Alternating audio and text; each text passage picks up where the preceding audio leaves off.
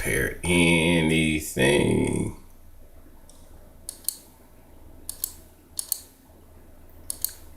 All right, I'm fixing everything up. I'm experimenting with a new setup here. So just trying to develop a competitive advantage. Not necessarily to take down anyone on YouTube, because I appreciate the whole community, but I do want to be heard. So I'm gonna try my best to compete first. Ooh, that's bright. No. I don't know if that's gonna be suitable. I think as long as we got lights. It's just coming from behind me. So it's like a little bit awkward, a little bit weird. Let's try putting this. And then once I have the perfect setup, we'll just be able to jump straight into live streams, which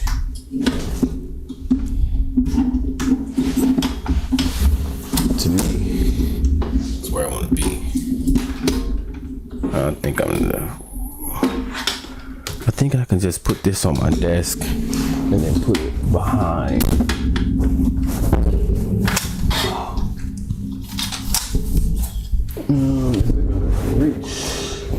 No, it is not. Let's just put it here for now. Thought I could put it here. I don't know. Probably something like that. So we have like mad light now. Like crazy light. Yeah, crazy light. So I am going through, and then I think I'm gonna experiment by showing. Is that different here? So this is the intro. We can hide that, move some stuff around. I don't have a camera feed on that one or that one. Why would I? No, because it's covered up. So I have the live chat here. Depending on how that works, I might just get rid of that. I'm not supposed to be setting up while on live stream, but it is what it is. Intro. But yeah, I do want to show a vulnerable side. Not necessarily. I do want to show a vulnerable side that, you know, I'm still new to everything, and the reason I go so hard to show that I'm human is to let you know that it's the same way when it comes to learning this stuff.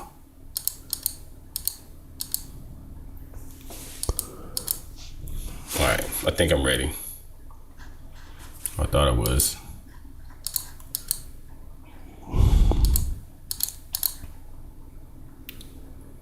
What? Let me see. Got a black screen here.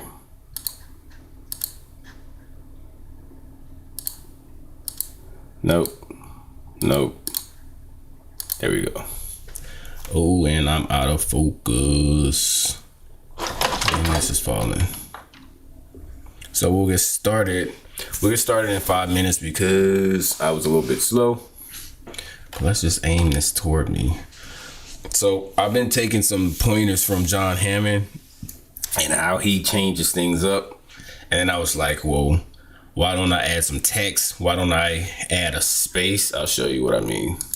That space at the bottom where it says like, it has what I'm gonna have my topics at the bottom and stuff like that. And then so forth. So let me just make sure it looks good.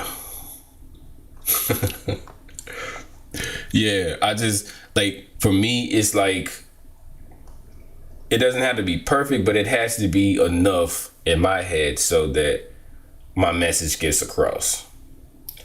And that's satisfying enough to me. What's good, man? What is good? We are going to get started. I see you riding it.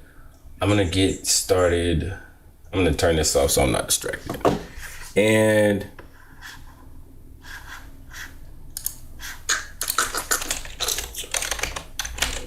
what was it? Solar. So I want to talk for a minute about C2s in general before we get into the technical information. So if you're here, I feel like anyone that probably watches this channel or that is subscribed knows what a C2 is. But to the few that don't know, it's basically, you could just see it as an enemy here, a middleman or something here, and then a victim here. And then between the three, attacker sends a message to a middleman, the victim comes and retrieves that message, and then when the victim has to communicate back, it's just in reverse. So that's a C2 at its bare minimum. Let me see. What's going on here? That's a C2 at its bare minimum. From there, you improve on that to hide, to make it more efficient, to be more deadly, to have more technology. So for example, you have C2s even with applications like Slack and Discord. And how that would work is you'd have an attacker here. Attacker delivers a message to a Discord server or DM or whatever the case. And then the victim retrieves that DM and then runs that instruction, and then it happens in reverse. So you can get really, really creative with C2s. When it comes to, am I frozen there? Because I should not be frozen. I don't know why I'm frozen there. We got some technical difficulties going on here. Enable preview? Uh-oh.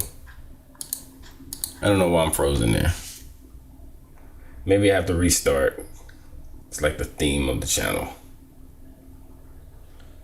Because all I see on my end is like me bend over like this. I don't know why that is. Let me see if it's like that on the other end. Yep, it's definitely frozen.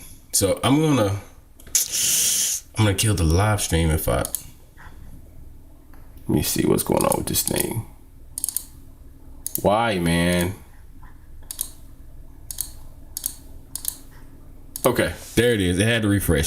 Anyway, when it comes to SolarWinds and the tradecraft with Nobelium, this one really inspired me, even though they would be considered enemies to society as far as what they did and how they pulled it off. I'm not gonna like go down this article or whatever the case. I just got it here to be pretty. Ultimately, what's going on here though is, if you what's good, I don't know how to pronounce your name there. Sohail Sisek. I'm just gonna you guys should be popping up in the chat here. I don't really see that, so I'm gonna have to do something with that chat window. It's fine. I'm not gonna fool with it. Anyway, where was I going with that? So with the tradecraft that was executed with this, essentially what happened is, if we're just like long story short in this thing, when the attack occurred, it was a supply chain attack, meaning that Nobelium compromised all of the SolarWinds software, the updates. I think I might be misquoting that. If I am, just fact check me. And then from there, all those updates went out to several companies, most notably Microsoft. And then from there, Nobelium had a domain controller, not a domain controller. I'm screwing that up. Had a domain name or subdomain registered, and then from there, there was a Yep. Oh, it's all good, man. I appreciate that. So essentially how it works was the C2 framework queries all of the infected boxes and gets a hash. And then if the hash, let's just say if it was ABC, the C2 said, okay, wait 2 weeks and give me an update. But if the hash was, let's say, DEF, I know hashes aren't like that, by the way, but I'm just for the sake of time, right? If it was like DEF or something like that, the C2 said, okay, why don't you switch our communications from DNS to HTTP and let's keep talking. And then from there, that's when the compromises occurred and all of that stuff. Long story short, to say that even though that is a simple explanation, the tradecraft is both sophisticated and simple at the same time. And that's what I really appreciate, even though it's like totally bad. Like, I don't want anybody to get hacked. When you think about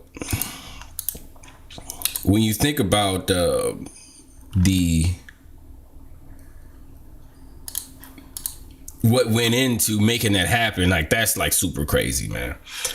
So I encourage everybody that just heard my like terrible explanation to go through that and check it out, because it's pretty sick. Now we're moving on to Covenant. So what I'm gonna do is pull up my Kali and we'll walk through.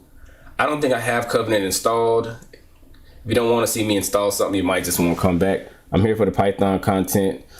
Man, I have not prepared. I do know how to do it. I wanted to have my notes for because I built one before and I wanted to have my notes, but I don't think I have those. So I'm going to be doing a lot of research. What is that? Oh, something dealing with Reddit. But yeah, we will definitely be getting into that, because I actually need to go over some stuff myself. All right, so I'm gonna look at my notes here, because I like to keep the live stream smooth, like the execution smooth. The first thing that we want to do when we're installing Covenant, and if this is crazy or if this is like all over the place, forgive me, because Covenant has changed lately to where it doesn't use the Elite. It's called Elite, and it is the framework, not the framework, what am I saying?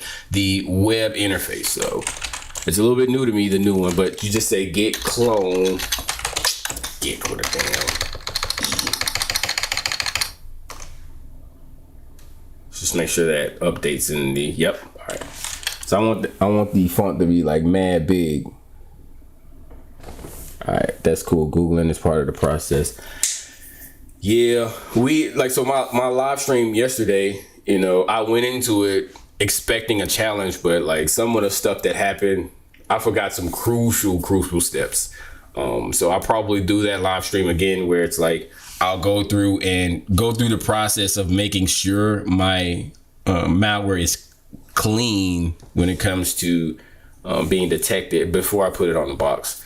Don't know how I skipped that. I probably just rolled out of bed and just started like live streaming, and that's always bad when you don't prepare. So git clone recurse sub modules, https github.com/cobbr covenants. Is that the right way to spell it? And then I'm gonna save that to my home, Kali, work. And for our new viewers, my Kali freezes up a lot. So that's that, right? Like I don't mind people coming in and out of the chat, because you can always go back and see it again, but you know, just be prepared, right? Home Kali work HTTP. Where are we at? Where we at? No, I don't want it there, actually. I want it work opt. And then we just call it Covenant. What do you mean? I already have it? No way.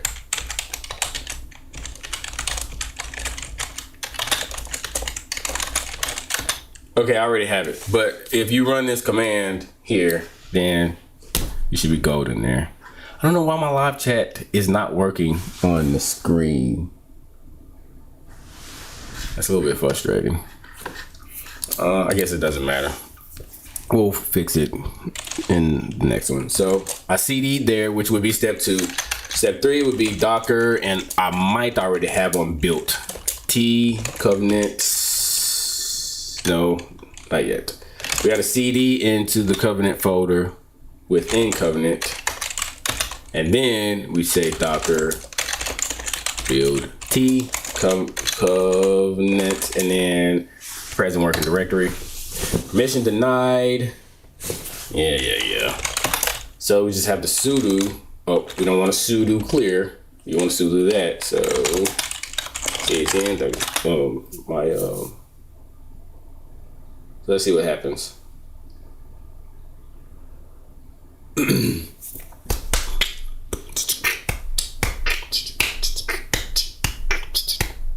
What's good this morning though?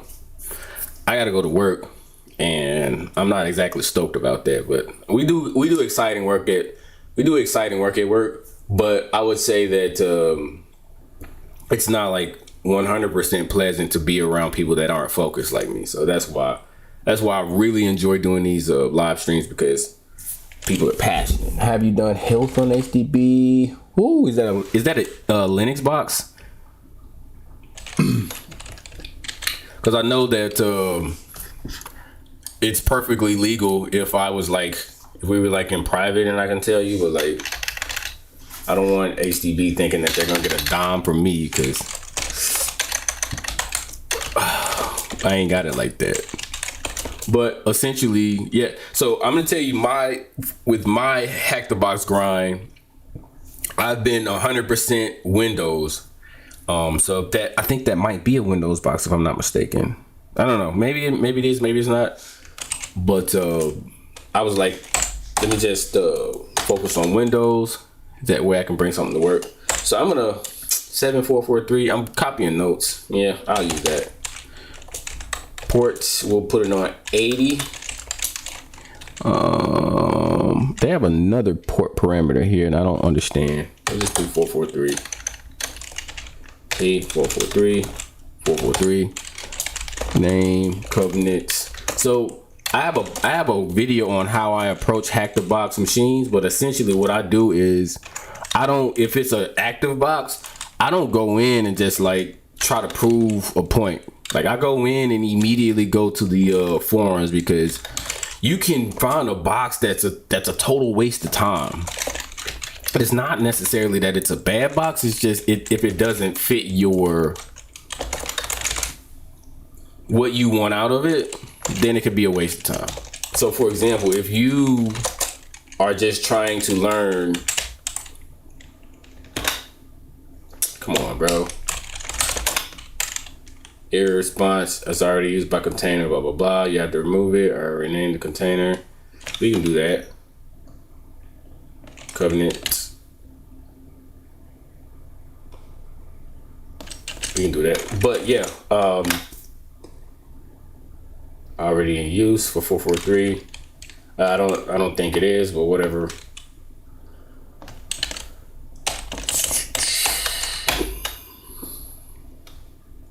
What? So let me get this straight. That created a Docker container. Okay, I'm gonna have to do some cleaning up when I go back. I'm not the best with Docker. I just kind of follow directions and just try to be a good boy with this, because at the end of the day, I just want to start So where is man? But yeah, back to my approach. I just go straight to the forums so that I know if the box has something for me. All right, that should have worked. What is that? Specify unhandled exception. Wow, I definitely should have prepared. Unrecognized option -- user. Okay, doesn't like that. It likes username. Damn, so I am creating a container every time. Password. So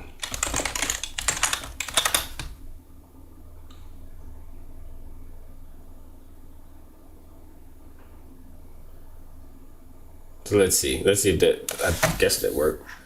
But yeah, I go to the forums to see if the box is right for me. I don't want to do binary exploitation if I only want to focus on, web exploits, right? So there's that. it might be, some people might call that cheating or not being 100% like whatever the case. I mean, I don't know. But yeah, you could go through a box and literally waste a bunch of time. So to me, retired boxes are far more valuable in that you're going to learn something. And then if you want to challenge yourself, then go for active box. But you shouldn't be training on active boxes because it's just not time efficient. Localhost, I don't know what port it's on. Let's try 7443. Okay, not on that. I hope it's not. It's not on my 80 because, yeah, it wouldn't be on that. Let's try that.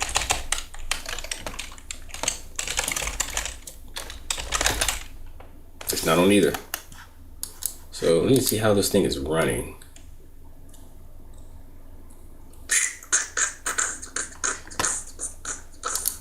Let's do a net stat really quick. Net stats. What is it? A and OP or something like that. And grep 443. And what's going on here? It should be listen to have 7443 listening. So 7443 should have worked. What about server-side request forgery? With server-side request forgery, I did a box one time and I don't remember. It's retired now, but this thing had a mean server-side request forgery, and it was easy. It was clear to understand. It was clear in understanding what was going on because of how things were. I wish I could name the box. But anyway, you had to defeat a filter. So you had to put the payload in all caps. And I was like, yo, that was the biggest waste of my time. It's like one of those things where it's like, yes, I feel like defeating filters is a thing, but man, my time is so valuable. It's like I spent a whole week just figuring that part out. So the more you know, right? But it's certain things that are okay, lesson learned, and then there's certain things where it's like, all right, I'm not learning that lesson again. So I'm not about to repeat my failure there. And page was reset. We might have to skip into, and I'm probably gonna have to prepare better when it comes to covenants, because I told you, like I was telling you earlier, it's been a while for me. Storing keys, validation, covenant has started. I just did, HTTPS.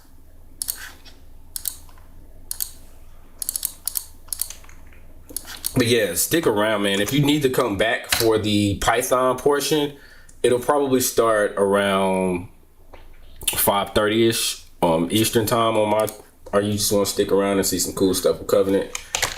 To me, I'm gonna just be real with you. C2s aren't super special to me. Not to say that you can't do, like, you can do some cool stuff with them, but C2s is like, when so there's a video that IPSEC has out, and he just built the C2 just like off the dome. And I was like, bro, once that happened, I took a course by Rasta Mouse, and he did the same thing. It's like, he frames it as a course, and it's like $70, but as soon as you get in the course, he just starts coding. He ain't slowing down for nobody. He's like, and then you do this, and this with .NET, and I'm like, bro, like, these cats are literally just like whipping up C2s. And that's when it occurred to me that like all of this fancy stuff that you see here has nothing to do with the actual meat and potatoes of how these things work. Yeah, this is pretty. Did my Cali freeze up? Ooh, that sucks. No, yes it did. No, it didn't. Oh, okay, I think I'm back. It is definitely not having a good time. Okay, there it is. So I think they call shells grunts in Covenant. I wanted to install a listener on something.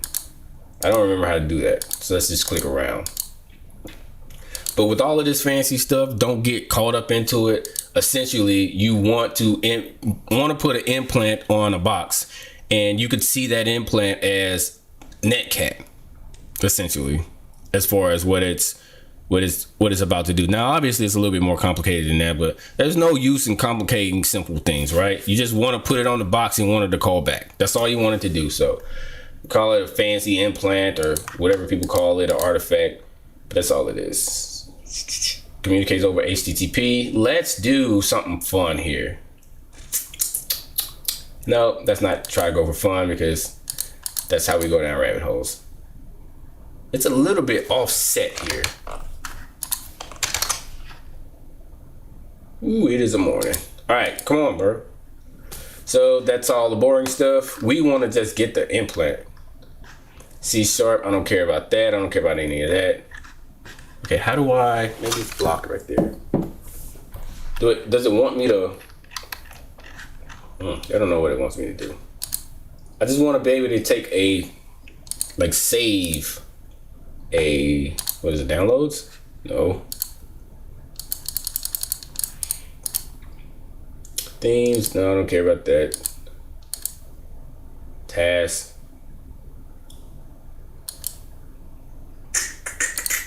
We might be Googling some stuff. So if you're using something like Cobalt Strike, Cobalt Strike has all of the exploit stuff in it. So you run, let's just say something like simple like Eternal Blue. Once you exploit it, and then you have the opportunity to like install all your implants and things like that. With Covenant, what's going on with my Kali, bro? I might have to restart. Because none of that is clicking. None of that is clicking. None of that is clicking. Yeah. So we got our first restart for the day. Yay. Anyway, with something like Cobalt Strike, you're going to exploit the box first, and then you can go through and put your implant on it. And it's all in one smooth, fluid motion. So it's like you have a Swiss Army knife there. I'm glad I got the resources to like load up quickly, because man, if I was working with my old computer, this would definitely be brutal here. And I think, do I have to reboot my, I shouldn't have to do that. Let's say curl localhost 7443. Ooh, probably not good. All right, let's try ps elf grab code. No, let's do attack I, because I don't know. Okay, it's not running. Let's see if I have the command in here somewhere. File new. Let's try ifconfig. Yep, definitely not running. Wow. So we had to do that again. Get cd, what is that? Where we going? On Kali work and not mounted. Sudo docker, nope, mount. What are you gonna tell me? It was wrong. I want it to be big as possible. One, because I'm blind, and two, I need to make sure you guys can see. So we want to cd work opt, go into Covenant. By the way, while we wait on this train wreck to occur, if you wouldn't mind, give me one of those. It keeps the channel around, and it helps me determine what content to promote and not promote. So cd Covenant. My last video, man, when I talked about how to get into cybersecurity, I went to sleep last night and it was like on 200, like it had like 200 views. I woke up this morning and it was like 500. So that was dope. For me, I really just hope that instead of when people put out things like how to get into cybersecurity and stuff like that, I hope people start becoming more descriptive, because it would be super frustrating to me Where did I mess up? If I had to piecemeal things together based on what I needed to learn. So I hope to be one of those people that prevents that. Yeah. That's why I just try to be like super descriptive on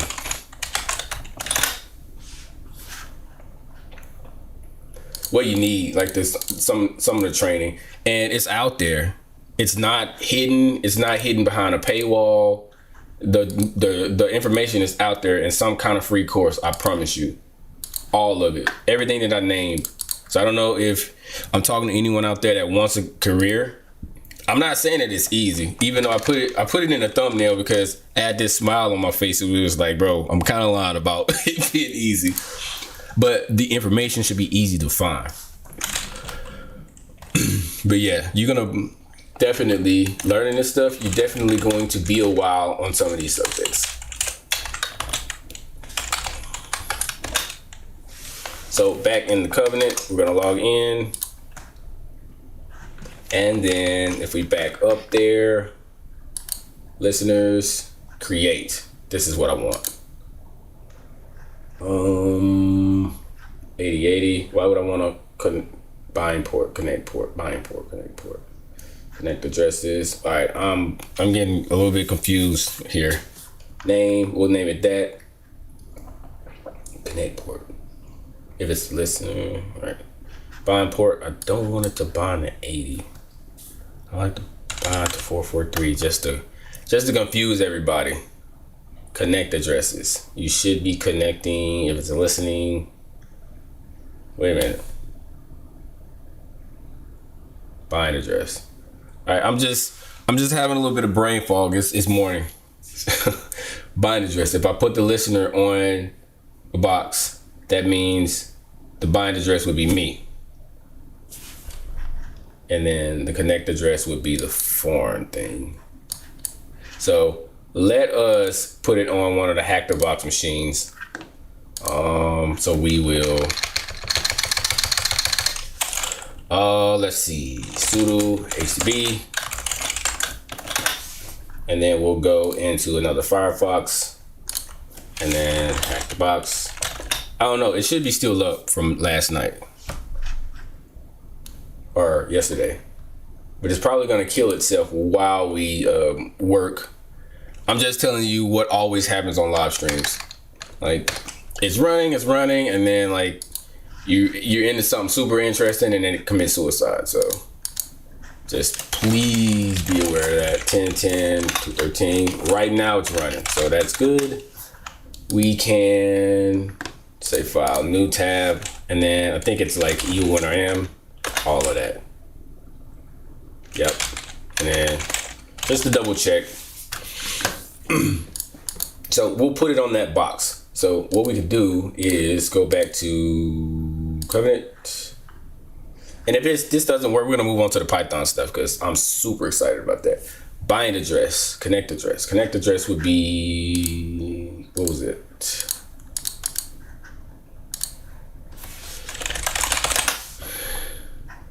10:10:10 2:13. I think I'm gonna get into making creating Hack the Box machines. I wanna, so if you're new to the chat, am I frozen there? No, I'm not. So if you're new to the chat, we built a RPC exec.py. What I want to do, don't steal my idea, bro. I want to create a machine where it's like only RPC is open and maybe web. And you have to go in and you have to get a file, and you're probably gonna have to get the file with LFI or something crazy like that. I'm gonna put a mean filter on it, so you're not just gonna be able to / that joint. You're gonna have to do other things. I'm not gonna spoil what you need to do, but it's definitely gonna be a clear, wide open LFI, right?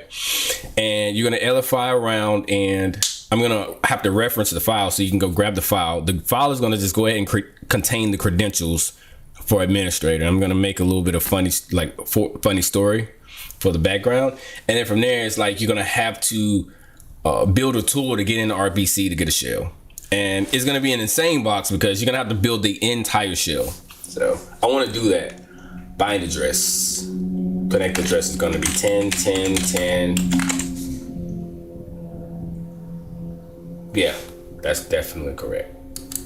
Then the bind address is gonna be me.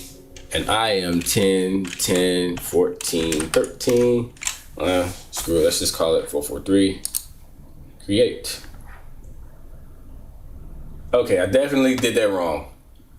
Because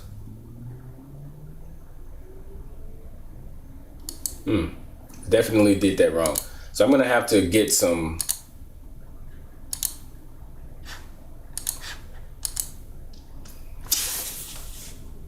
I'm gonna have to get some reps on this because it's been a while. So I'm gonna just stop there. That was Covenant. But essentially, I think what I need to do is probably figure out a way to get a callback to my Covenant Docker IP, and then from there you can kind of connect on and everything. I don't know. I went to sleep mad early last night and I didn't prepare, but that's that. So we're gonna get right into the exciting stuff. It's about 5:32, and we want to build something in, let's call it Home Lab. And we'll call it, let's say, make dir Python. We'll call it DNS Exfil, and then clear, and then we'll go into DNS Exfil. What do I call it? Yeah, that. And then we'll just vim DNS Exfil.py. And then we're going to go ahead and start with, what is this, shebang / bin / I'm probably screwing that up. It's morning, bro. Python. No, it's which Python? User bin Python. What did I say? Bin, bro. User bin Python, bro. All right. From here, I'm gonna pull up some notes so that I don't ramble. And then I'm going to have to search all of my notes. Just make sure I pull up the right thing. Yeah. Methodology. Where are you at? PowerShell forensics. I got so many notes. It's ridiculous. Here we go. Where are you? Oh, it's right here in my face.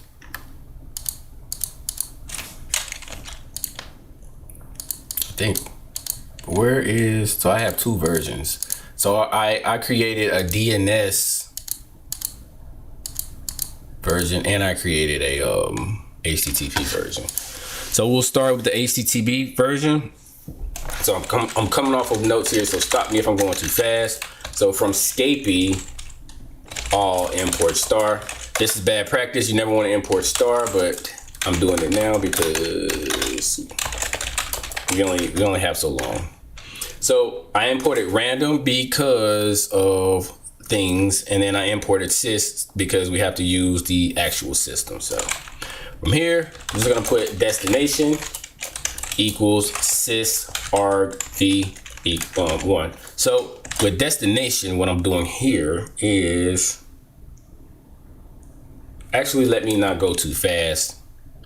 Oh yeah, so destination is, so I have the executable on the victim. It needs to know where that data is going to go. So that's that.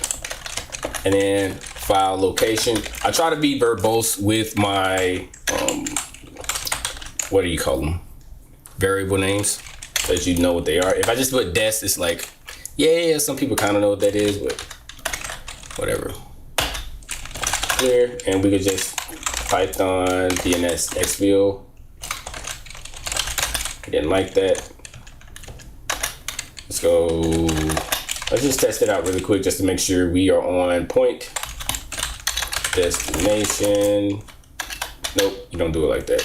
Do it destination plus space plus file location. Just make sure we're on track here. Test2. Boom. So I'm gonna delete that and then keep going. So we want to take in a file with our malware. So what we can do is we want to start commenting. If you are one of the OGs to the channel, you know that I'm super duper serious about comments, clear comments. So import to read a file, preferably an extension which typically contains sensitive information such as .x, XLX, etc. And then we can continue and we could say something like file equals open file location, and then we want to read write plus boom boom, and then we want to say Exfil data equals file read lines. So what that is doing is, well, it should be self-explanatory. I don't have to explain that, but let's just put it in the comments. No, actually we won't. So from here, I want to test this out. So I want to just say print Exfil data. So I'm huge on debugging. So we'll just say touch. Nope, we'll say echo. And I'm gonna steal a page from IPsec here. Please subscribe. Even though I'm a mess this morning. And then we're gonna put that into test.text. And then we could say, do I have arguments for file? I didn't make an argument for file. Oh, file location? Yeah, I did actually. So we can say Python DNS exfil.py to 7.0.0.1, and then we could say test.text. What does that mean? Must have exactly one or more. Must have exactly one of create, write, read, append mode. Okay, so that might be a Python 10-ism. We'll just go back. We don't really need to write anyway. Run that. Okay, so it reads the line, and it's in those weird brackets, but hopefully that doesn't matter. So we'll go back into Vim. So even though I promised DNS Exfil, we're gonna try HTTP first, and then from there we'll pivot to DNS Exfil. And then if we have time, we'll do ICMP. So Vim.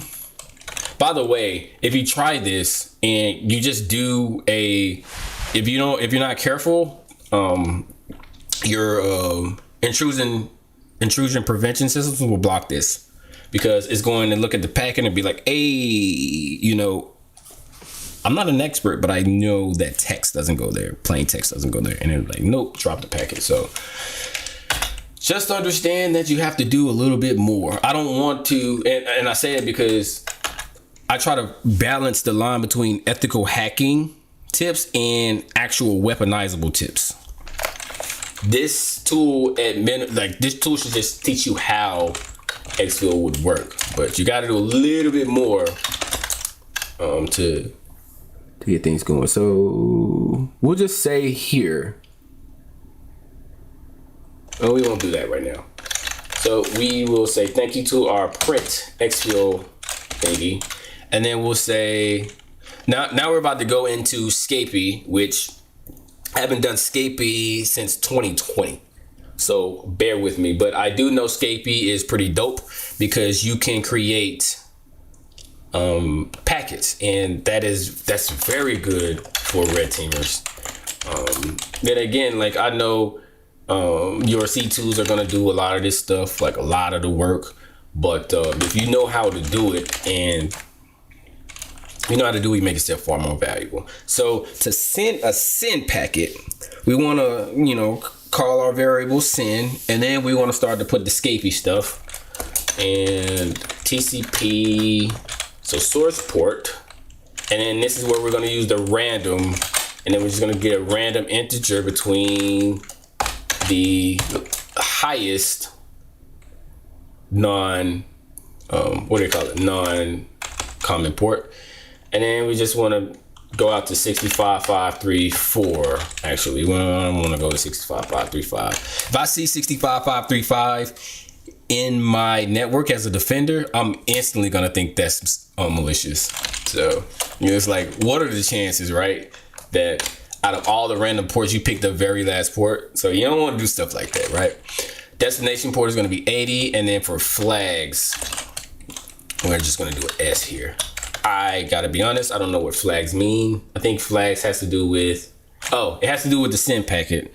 If I remember back to my studies so long ago, your TCP packets have flags on them. So that's that. So why do I call it import? It's supposed to say intent here. I'm tripping, bro. It's morning, caffeine ain't kicked in yet. So I want to just let the reader know that this is a send packet. To send a send packet, the following variable uses, what do I want to say? Scapy syntax. Yep. And then, so yeah, I think we can test this now, right? Let's see. Not yet. No, not yet, because you're just gonna see a send packet, and that's not fun. And then we'll say intent to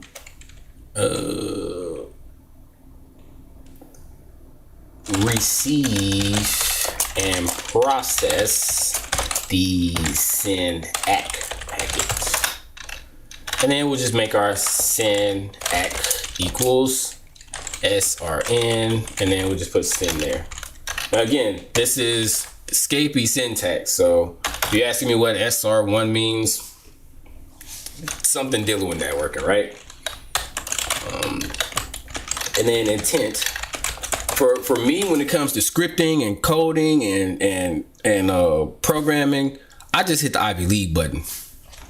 If you say it works, I believe. Let's go. Well, more like I'll submit button. Send equals IP equals PST. And then we say destination. And then we'll say TCP.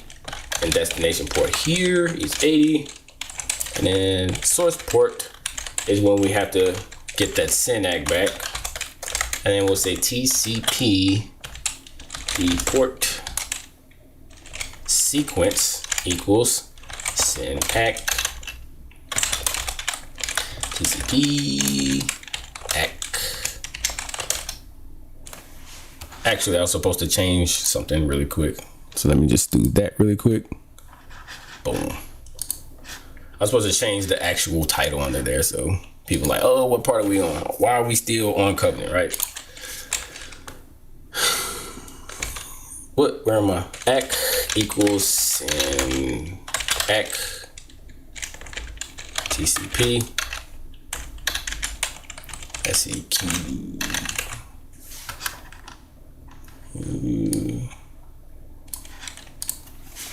What are you doing there? Notes. It's one. I wonder how many we have following along and who's just like watching. because I'm sure to have some typos in this thing. So that is our out act. So if you're like totally new to anything dealing with networking, I'm not explaining the handshake. I'm not going there. I'm sorry, bro. Nah, bro. I was about to explain the TCP handshake, and I'm like, you know what? Let's just move on, bro. If you don't know what any of that means, Google the TCP handshake. Not to be condescending or act like I'm better than anybody, but sometimes I tend to over explain stuff, and I'm like, I don't want to prolong the live stream to explain something that you can Google. So this to send act. So send act, right? And then finally, and we're gonna change this intent. What are we doing? Intent to send the data. And again, if you're super new to the channel, our intent, when you build your comments as an intent, and you don't have to start with intent, I just do that for the sake of the live stream, build around that comment. If I check out your code on GitHub, what I'm talking about, if I check out your code on GitHub and you don't have comments like this, and I want to like see what you did, like my brain is instantly going to shut off. Because if you type something like sends an act packet, and then that's all you have for your final code and your comments, then it's like, when I explain that this is Scapy syntax, it's like, all right, so I know that this object is using Scapy stuff. And so I know like, oh, well, that's the Scapy part, right? SR1 IP. And it just helps the community in general, because if I want to build something similar, now I have proper guidance on building it. So I could take what I'm doing now and just go to any protocol, as long as that protocol will allow me to communicate plain text. I could just reuse it. Deport sequence equals send act. And by the way, this is not coming off the top of my head. I'm using some notes here. Act equals send act TCP. And if you came here for just like a pure Python lesson, probably wrong channel, bro. If you just want to see Python in action, then it's good. But like, if you want to, yeah, Python is.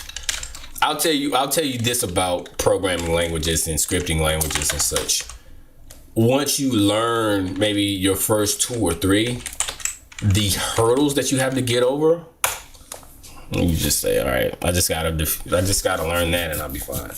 So it should be pretty self-explanatory what's going on here. Where was I? Oh, I didn't make a get string. So let us go right here. And so this get string would be like, all right, take the data that you have, put it in the get packet, and then boop, send it out. So where is it? So get str equals, and then we got to come up with the get packet syntax. Get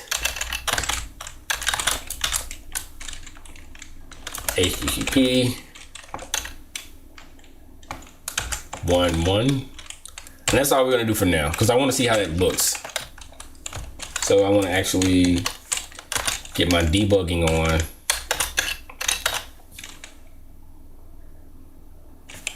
Actually, let's do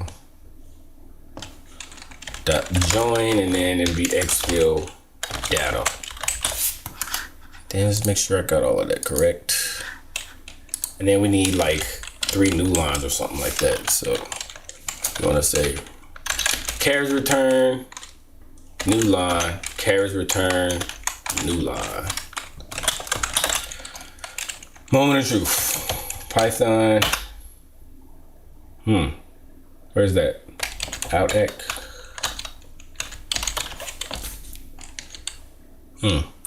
Flags AA. Let's see. What are we looking at? So that's closed. that's opened, and then yeah, I don't see what they mean here. Let's back up a little bit. So these are open, that's closed, so that's irrelevant. That's open, so that closes that, and then that's open. Let's check down here. That's open, close, open. Oh, I see it. They actually got the placement wrong there.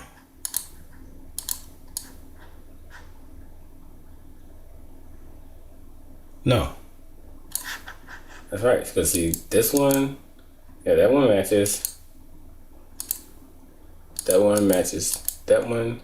That one matches that one, and then that one matches that one. That one matches.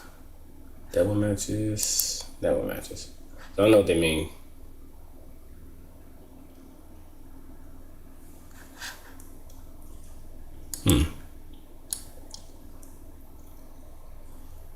Data.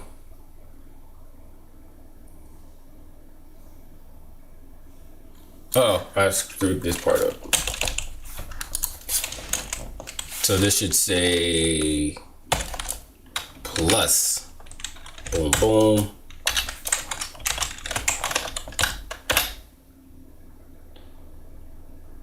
What? It wasn't even talking about that. It's talking about a...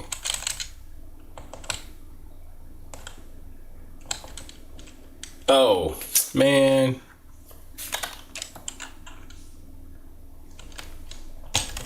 Let's see. Let's jump back into it. And then, like, if any one of you work as a SOC analyst or some kind of person that has people under you to watch the organization and like do defensive stuff, like this is a good tool to show how you can put data into any packet. Operation not permitted. I appreciate you, bro. Always looking out for me. Okay, that's good. All right, so it doesn't have anywhere to go, so it's not going to respond to itself. But what we can do is we can load up a Wireshark to test out our tool, and I'm communicating, I think, on ETH0. And then we can just do, actually, let's just communicate with something on my network. 192.168.1.87. And then let's go back to Wireshark. Boom. IP. Adder. Let's just do that and then replace that 5 with a 7. And man, it's a lot going on there already. Maybe I should just, nah, it should be fine. So if we push enter, we should see our data come across the wire. And I'm not capturing, that's embarrassing. All right, we're capturing. Let's just put this in another window. I wonder if we could zoom in. Yeah, we can actually. So let's just do this side by side so that everybody sees what's going on. Wow. Get out of here. All right, boom. So we see our send packet there. I don't see any data yet.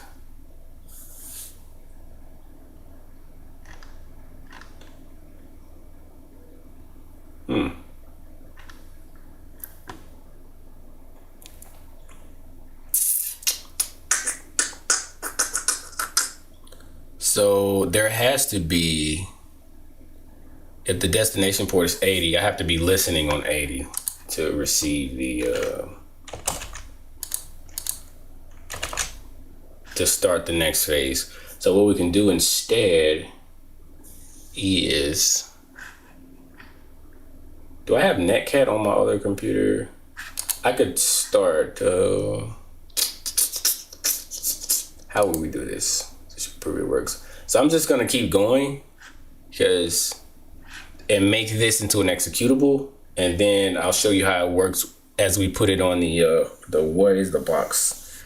APT from Hack the Box. So what I'm gonna do now is figure out how to make this an executable, but I'm gonna have to look up some stuff on Google. Python script to executable. I think it's py.exe. I want to be sure.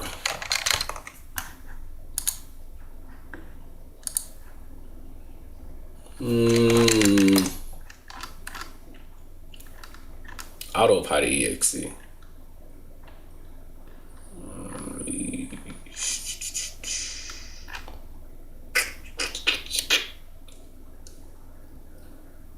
Console will open after. Okay. Yep. So we want that. What is it? Pip install? Let's see what it is. Yep, pip install. Pip install auto py to exe. And I probably should be sudo.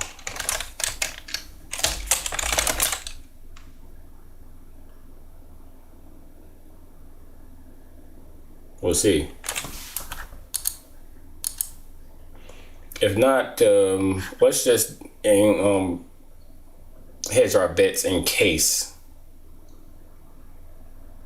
Let's see what's going on here. Yeah. Running as root. Blah blah blah. Whatever. Next we need to add script location. What is this?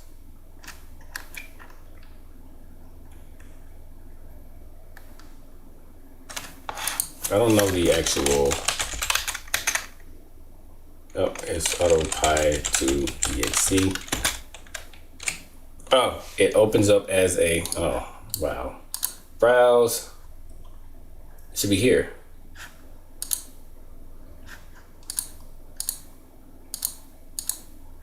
Huh. That's weird.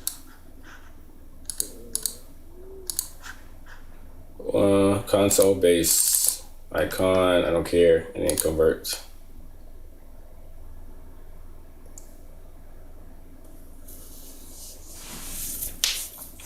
So I wonder if it'll flag it as malware. We'll see.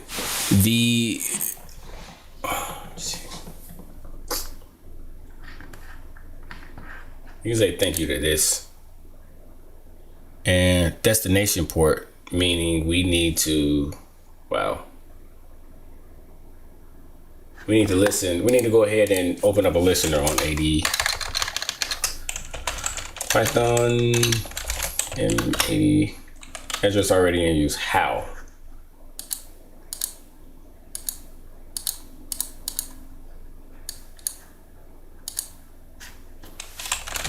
Because I just hard coded that into my, well, that's script 80. That was stupid. Wow.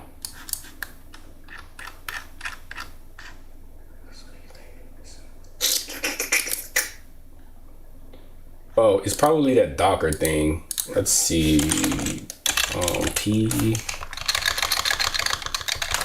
PSF covenant. So I just want to just like kill 9. All of these are on 80. So 2385. What do you mean? 6, 7.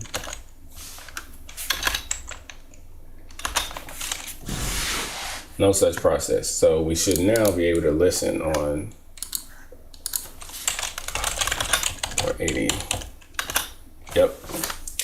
So we almost have everything we need to prove that this works. Let's go back into here. Oh, this is helpful. Moving. Why would you? Oh, okay, that's fine. I'm good with that. So next thing that we need to do is, where was our APT window? It's probably closed by now. How much you want to bet? Ping APT. Oh, it's still open. Wow. Okay, so evil RM. That should work. Thank you. And then we want to say upload. Is that upload? Homework. Hope lab DNS Exfil output. And what was the file name? Thank you. Output.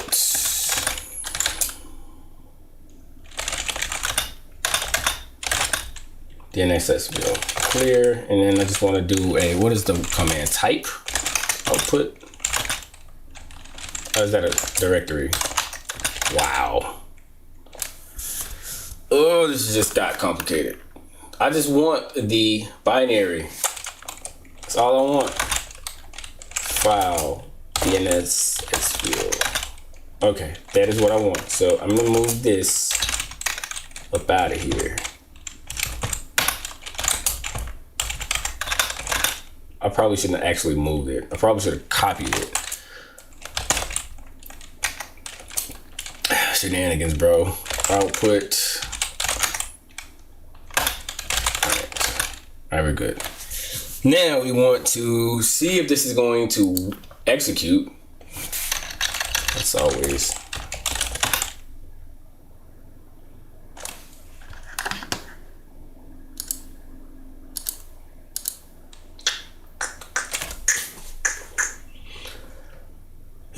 Check file names. All right.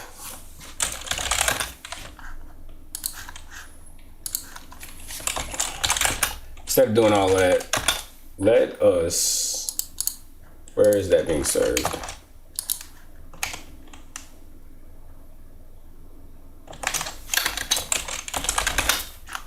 Let us serve a Python here, Python 80, and then let's try it this way.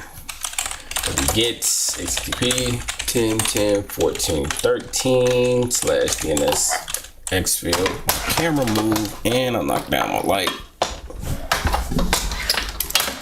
Hey.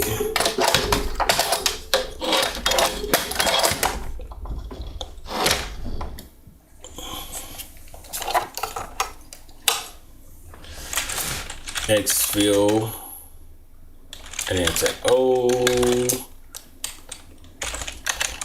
good. I don't know. Call it something. So this should be downloading now. It is not, because the box is probably. Oh no, there it is. Oh wait. Okay, so let's just make sure it'll execute without being flagged as malware or something crazy. Oh, I knew that was gonna happen. Let's go back to auto.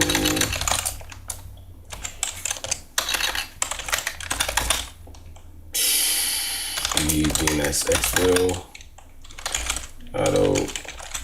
What was that? Auto PyExe.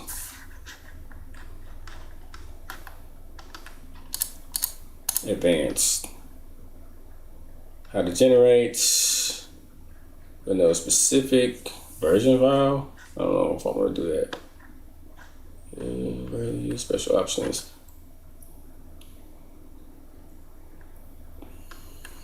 Bundle. Don't care about any of that. Additional files. There's a better way to do this, actually. I know it is. Python to Windows executable.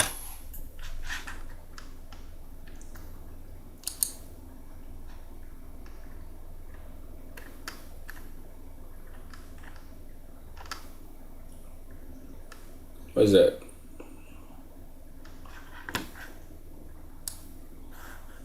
Do I have PyInstaller? Yes. PyInstaller. One file.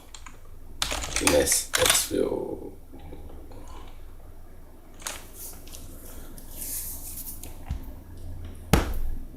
What?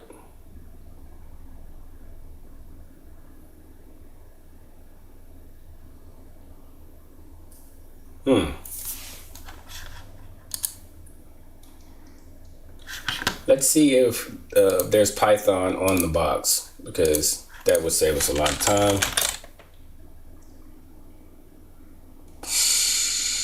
There's not. Oh, let's see. I'm stuck here. We have a UTF-8 codec can't decode by 8 in position. Invalid start right. Is that for my script, or is that for?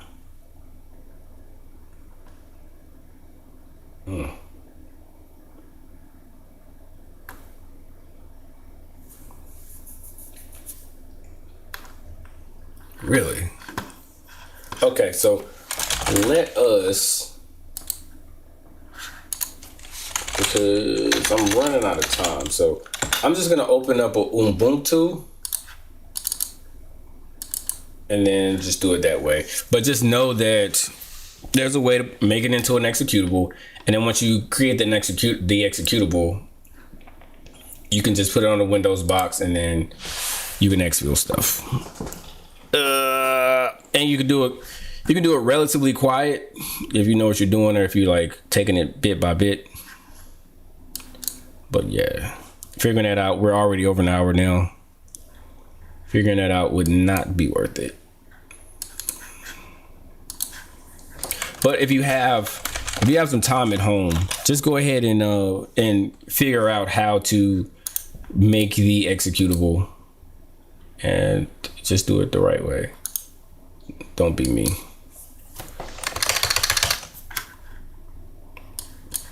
I hope you can see that, because it's not doing anything. We're just gonna do a netcat listening on port 80. And let's see that. And then from here, just say thank you there. We'll go back to the Ubuntu because I don't know the IP. Hey, ifconfig 19. So we'll just say Python. Oh, nope. I just confused myself. Yep. Python, DNS, Exfil. 192.168.1.119 test. Operation not permitted. Thank you for protecting me. Making sure I don't get hacked and stuff. So this should work. Oh, it's not gonna work because I don't have the right.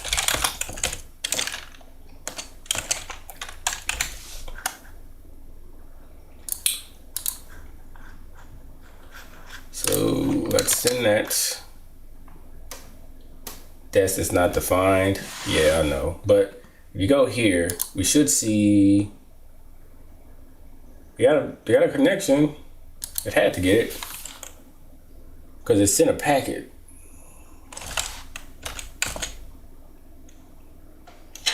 Let's go back to fix this. So there should be, so we could go ahead and type / and then look for dest. And then that's where I messed it up.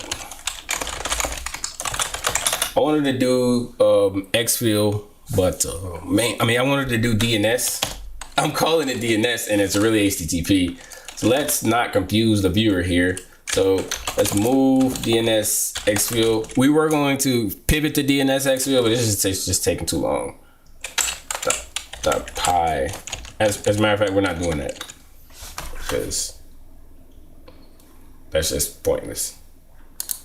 I ramble like that, my bad. So we'll send that and we should be good in our own. We are not. It's still listening, but if we go to,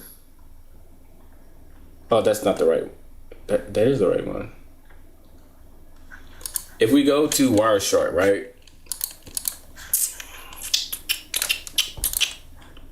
And we say 119, and then we listen, continue without saving, and we do the same thing. Wow. Get out of the way. Wow. I don't see anything.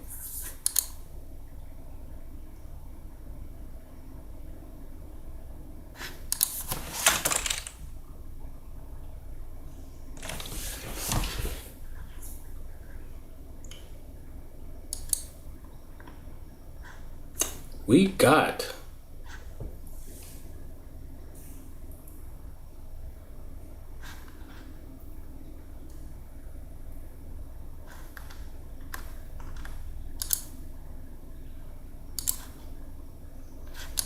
try it again. We got something back saying that it should have connected. Let's go back to here. File read line, so we'll debug here. Prints get string.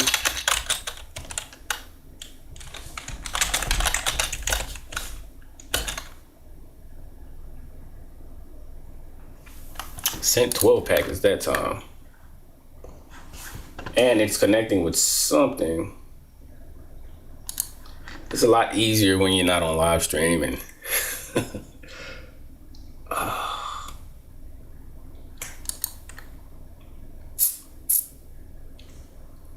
destination port. Let's just make sure this isn't frozen or anything.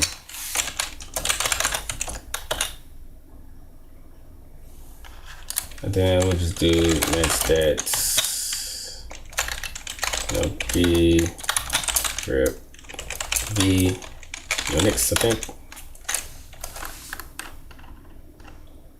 So it's listening.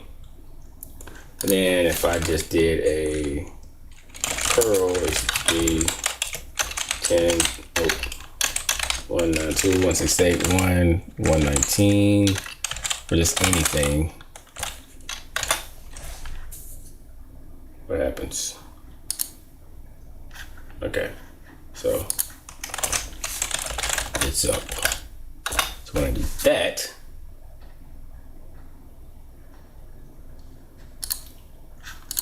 close this. When I do that, we don't get anything.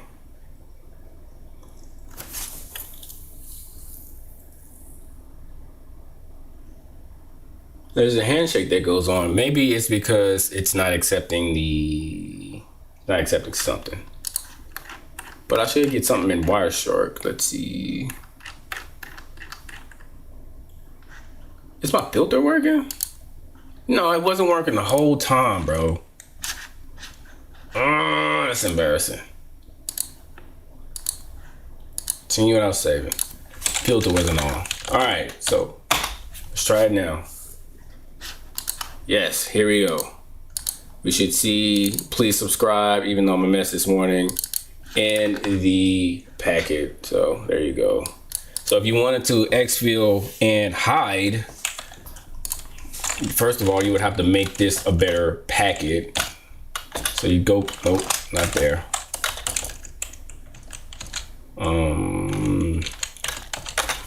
Exfil. First of all, you need to make this a better packet. So we'll go ahead and make it more of a HTTP header, new line, and it will say hosts equals, and it will say plus destination plus accept encoding, because she's zip deflator. Then put a user agent, and you can put anything you want here. But when we're talking about like what IDSs will catch, that is where your protocol and the way that it's built, that's when that becomes very important. So, whoa, what's going on there? That was the wrong IP. Okay. So you see how, oh, I spelled user agent wrong, but you see how I just put it in the user agent? This just goes to show you that you can put data anywhere in a packet. And as long as you don't have an IDS rejecting how packets look, you can put it anywhere. Man, I would love to show you guys a DNS version of this, because that's how you really hide.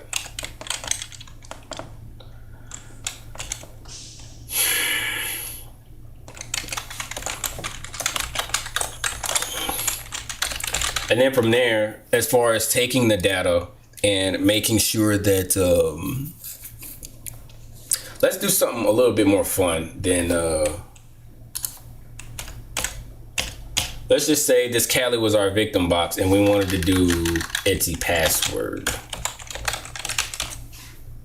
That's more fun, right?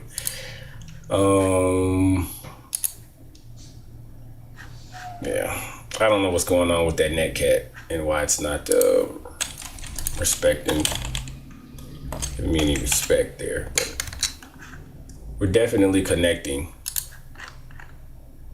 If we look at that, if we look at our user agent, we have all of that. So I guess the next question should be like, all right, well, this is gonna get me caught, bro.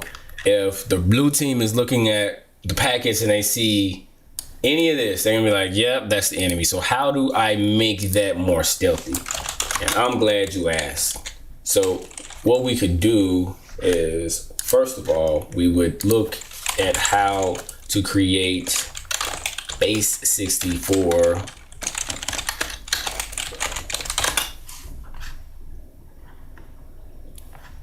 in Python. But I have to look it up because things change all the time. So encoding strings, how do you do that?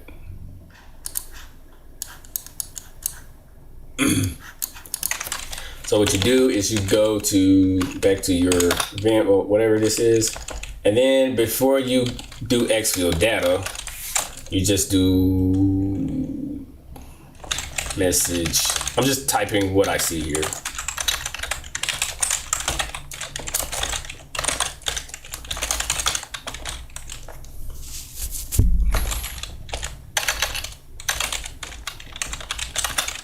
And you can pretty much have fun with this. Just understand, if you're on an actual engagement, you have to really slow down and say, how do packets look on this network? And code.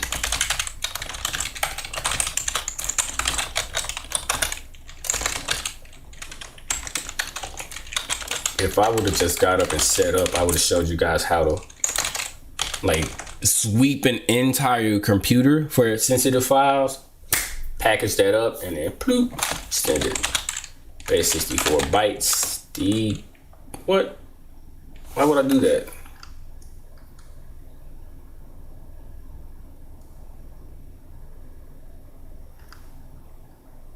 What's going on?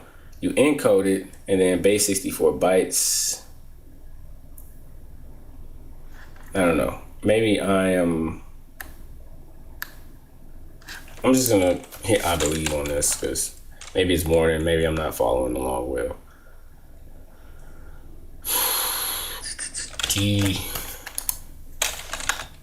code ASCII. Actually, I don't want it to be saved as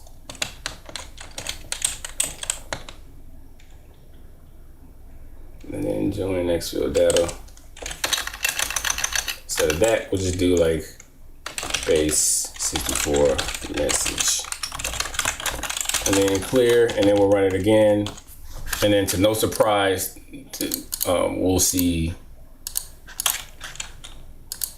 something a little bit more stealthy. What?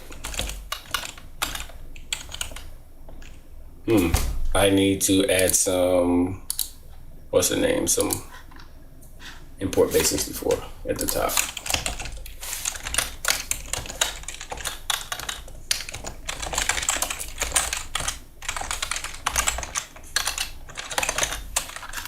And then if we come back, we are now ready to ship this bad boy off. Message is still not defined. What am I missing here? Do I just import message? Oh, damn. Tripping. So it means message is actually a strings method. So we can just do Exfil data here. And now this should work.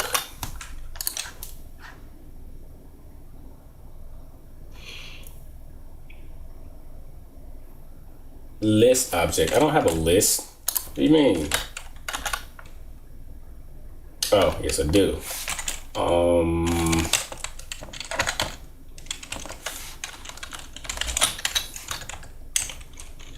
So you can just do, or you should be able to do this.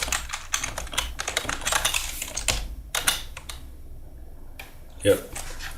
And oh man, that's ugly. I didn't. Yo, that's crazy. So from here, what you want to do as the red team is chop your, we're not going to do that, but you want to chop your base64 message into pieces. You just have to know how many you're receiving, but that is essentially how you do that. I think even if a red teamer saw this, you know, they'd be curious, but then they'd be like, you know, I mean, a blue teamer seen this, they'd be curious, but they'd just be like, oh, this is random data going across. So that's how you do that as well. And then you're just basically listening on the other side, and then you just copy this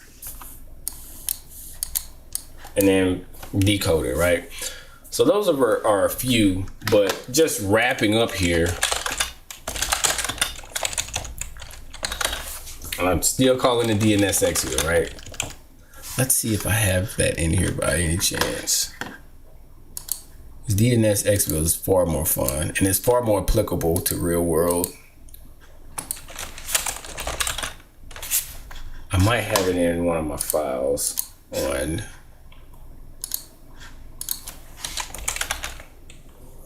have the actual code somewhere. Let me see. No, it'd be here. Lab, not in lab. I might have that executable as a matter of fact. Let me see. Oh man, Windows is so slow when it starts searching for things. I want you to see what I got on my computer. And that's I'm seeing DNS spy, but I don't understand why. I thought it'd be in, let me see. I thought it'd be in home labs. Let's try projects. Oh, here it is. Let me see if I can open. Oh, I just ran malware on my computer, probably.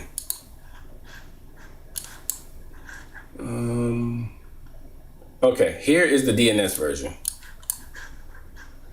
And let me see.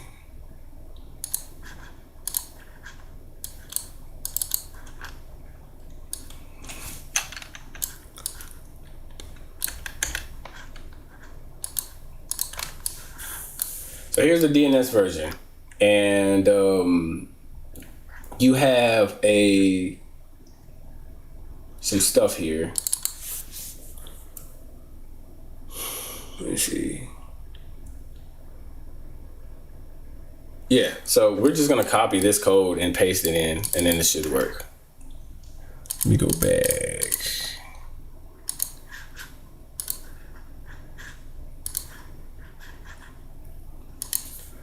Exfil, what's going on here?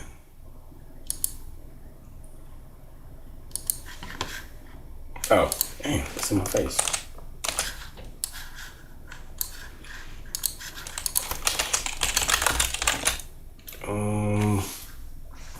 Do I have the executable over there? Let me see.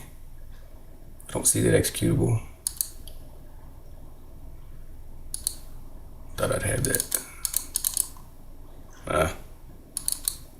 Nope, no executable. So we'll just say vim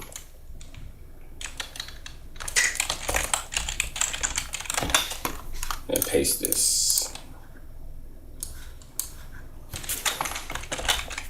But essentially what I did earlier was just this version, except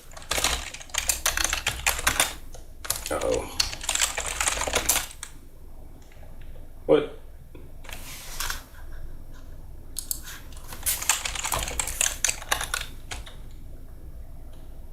Elif, is that right? Oh, it's just indented too far. So that's super embarrassing because I used an else if. No, that's not embarrassing at all, actually. That's fine. It'd be embarrassing if I had an else statement in here, and I'll just try not to do stuff like that. So I have a help file here. It just basically tells you how to do the things. And you can even use this for Microsoft Word documents and stuff. So what we'll do is make this work.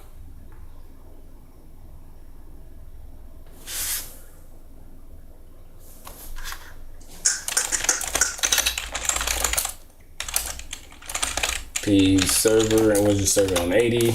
And then we'll go back to our Ubuntu machine. Say, put that in. And then we will get HTTP 10.10.14.13 / DNS.py DNS.py. Is it connecting? Oh, so that's been working. Wait a minute. Let's go back. No, we don't want 10.10.14.13. We need 108.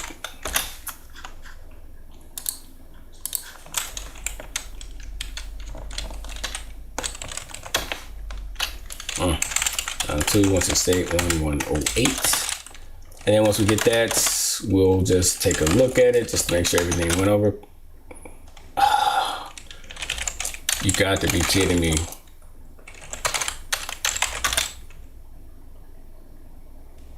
And it's in Python 2.7, so this may not be feasible today.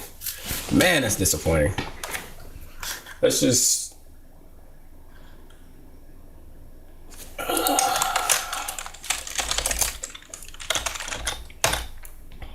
what's wrong?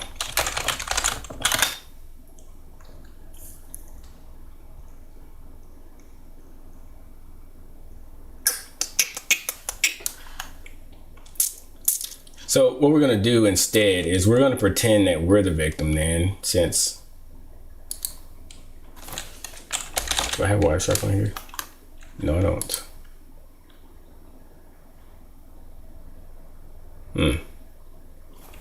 Let's see if it'll work. If it'll work, we'll just keep going. Python DNS.py pip install docx. We don't even need that. We don't even need docx because we don't have any. We'll just comment that out for right now.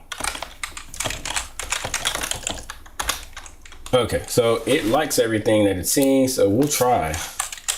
So we'll just say DNS Python DNS.py, and then my IP over there, which is 192.168.108 is the destination.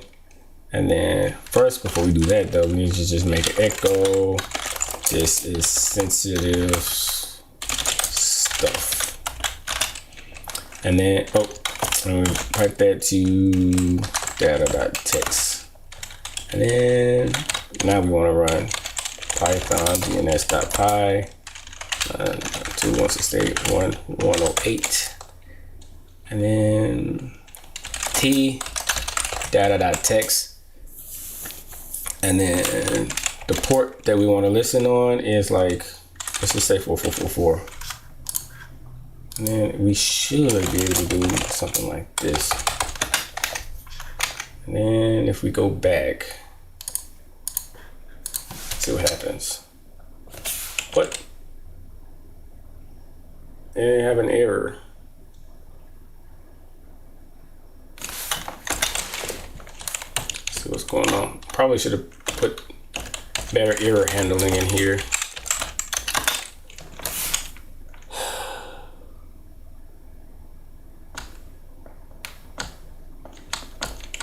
So it's trying, so destination, switch. What?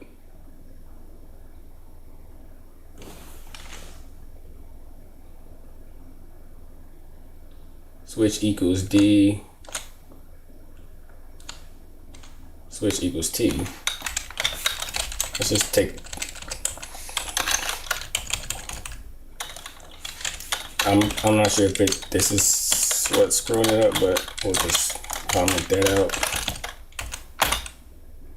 Still an error. What error do we have, son?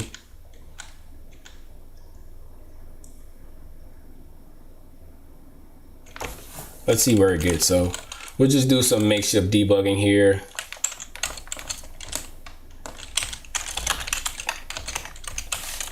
Let's say print step 1.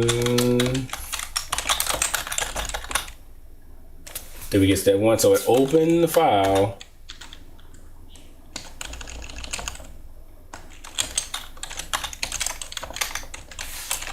Print step 2. It's probably a better way to debug, but I don't know it.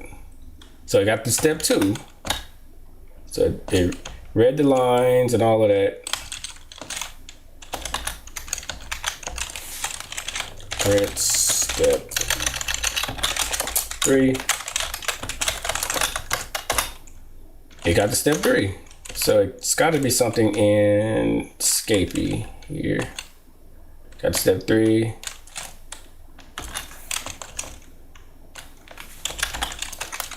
Print step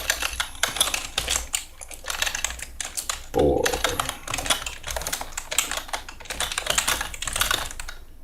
So I didn't get to step 4. So it's something here.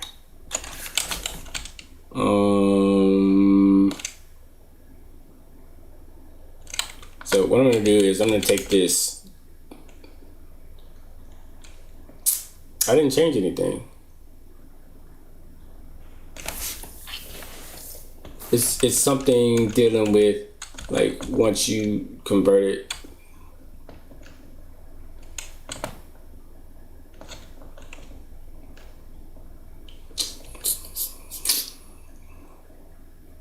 Packet. So dest is correct. UDP. I don't see any port in there.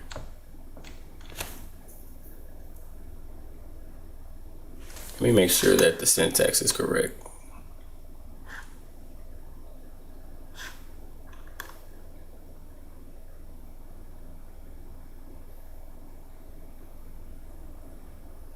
Oh, I know what's supposed to happen.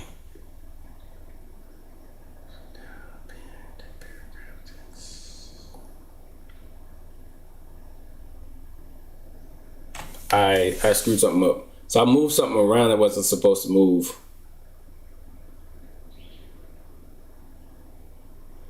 Because it doesn't know what Exfil data is.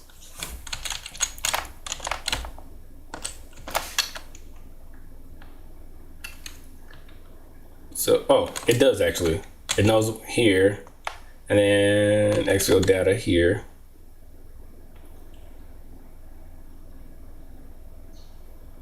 I don't know. That's disappointing. Let's take the try and accept off. Maybe it'll just tell me what's going on. It's ruining our tool, man.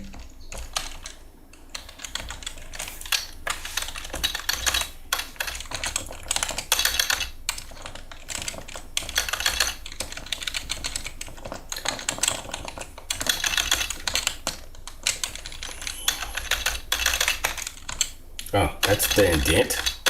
Wow. Okay. Ooh. That's what it was. It was sudo. Okay. But I never got anything to my destination. And I'm not sure why that is. It's just like sitting there just dolo. But whatever. We could still see 108.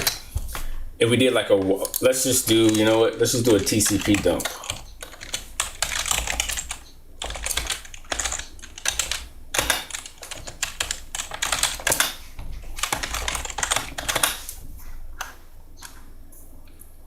And then if we sent it, oh wow.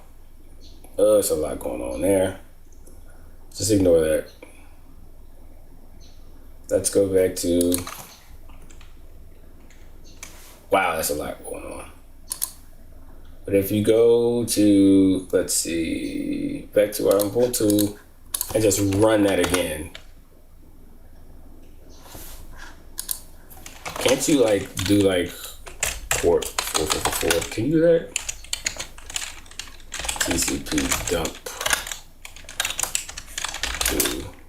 What? No. Won't help.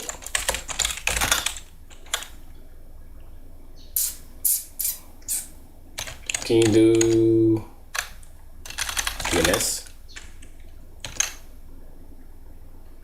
53. Anything?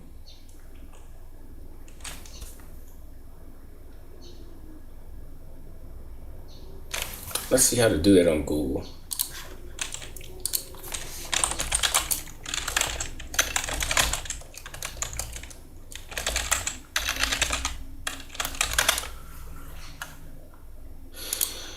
"50 ways to isolate." Oh, get out of here.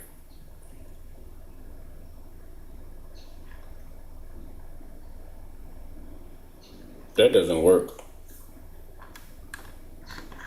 But we could capture it. It says we can capture it by source. SRC. SRC was 192.168.1.119. But, oh, none of that. And now we should be able to go here and send it. And then boom. So for here, all we have to do is just type that into a file, Exfil data.txt, and then we could just like go here.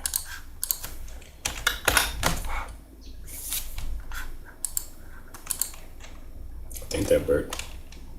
Should have worked. It did not. What, it don't want to send anymore? Just sent it, bro.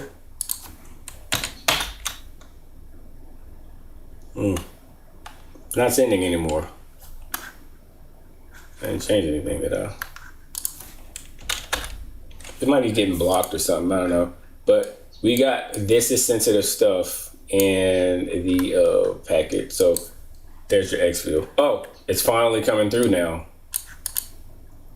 So it should have saved to Exfil data. It still didn't save. I don't know what's going on there. Maybe that's not standard out.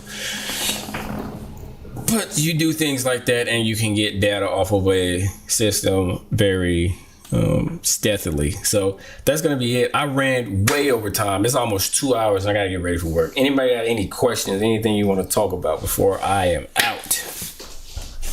This should have went way better. Because there are ways. There isn't a way. I just didn't have the executable, but you put it on the Windows box and then that executable can gather all of the doc files and then package them up into a DNS pack and then bloop, ship it off. So from there, all you need to do is just make sure that it happens in increments, so that you don't have like this big, large DNS file big, large DNS packet that's obviously going to get caught, right? So you definitely want to keep your characters that you put into, you want to keep the entire packet at a certain.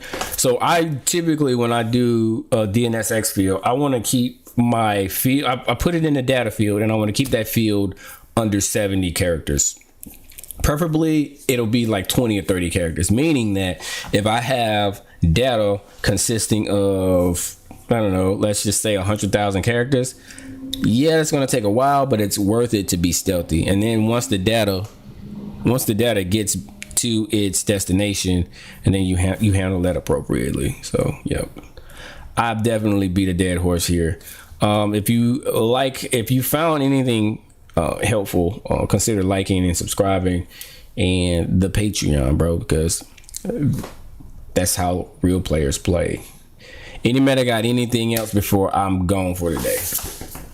If you're just joining, we created some Python stuff, bro. You just exfiltrated data with DNS.py.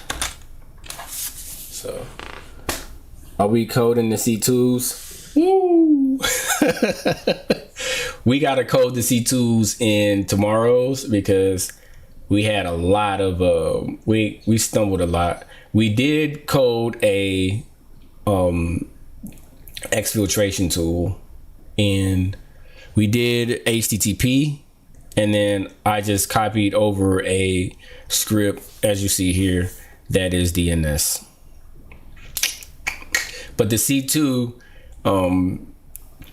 all you're simply doing is it just be light work for us, and yeah, it's over. So it'd be light work tomorrow, because essentially what you're doing for a C2 versus this is, all you have is it could be the thinnest of web apps. So it could just be basically a web app that just has a command field that you're putting commands into, and you take that command and you ship it to your own other web server, and you just leave it there. So it's just text to text. Once that text is on that middleman, the victim comes and says, hey, what command do I run? So that's as simple as a IEX, or invoke web expression, invoke web request, that takes that text off of there and says, hey, whatever in that text, just run it. We are going to do that tomorrow. Yep, tomorrow morning around the same time. If you're in America, that is 5 o'clock Eastern Standard. I'm gonna try to start speaking in Greenwich, or trying to give everybody the conversion. That way it's convenient for everyone around the world. But yes, that should be done relatively quickly, doing the C2, and just keeping in mind that I'll have an hour or an hour and 30 minutes to create a whole C2. So it's more like, yeah, it's going to be basic. And then from there, you'll have a framework to build on and say, okay, I want to do this, this, and this. And then it'll be a way better C2 than you have there. So yeah, that's going to be it for me. I'm going to sign off, get showered up, get to work, and I'll see you guys tomorrow. So have your Pythons fired up and ready to go. I'm going to make sure that I'm way more prepared than I normally am. That way we can just get right to it. So yeah, that's it. So I'm available if anybody wants to talk, or anybody got any questions afterwards. Just hit me up in a comment, or find my what am I trying to say here? Find my email somewhere on my channel. Peace, love, and hair grease. Let's stop recording.